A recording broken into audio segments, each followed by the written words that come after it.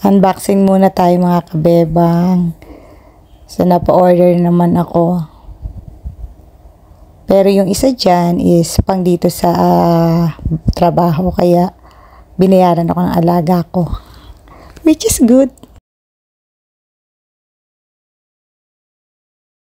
Cellphone holder ulit. Pero metal naman this time. Para sa aking mini iPad. Para matibay-tibay naman siya. Alam niyo naman, asa lang ang bebang sa pa-order-order. Nice naman, pwede na. Tsaka hindi siya madulas.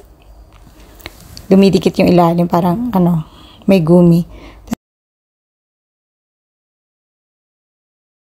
Tapos ito naman yung aking pagong. Amethyst siya, gawa sa amethyst na bato. Pan-display, collection. Pang-3 ko na siya na ganyan na pagong.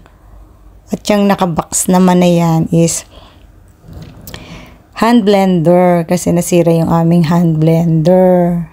Kaya sabi ko sa alaga ko, o-order ako. Pero binayaran ako ng alaga ko dyan. O, diba? Kaya, pang dito yan.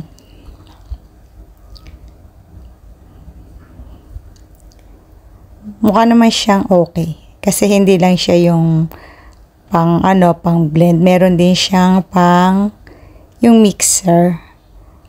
Pang mix sa egg, yung pang egg beater, ganon. Tsaka yung sa, pag nagano ng cup ng gatas, para bula-bula. O para yung sa cappuccino, mga ganong style. So, 3-in-1 siya. Kaya okay na rin. Pwede na. Di ko lang alam kung matibay. Baka naman tatagal kahit paano. Importante. Meron aling magagamit. So, yun lang mga kabeba. Hanggang sa muli. Salamat. Bye.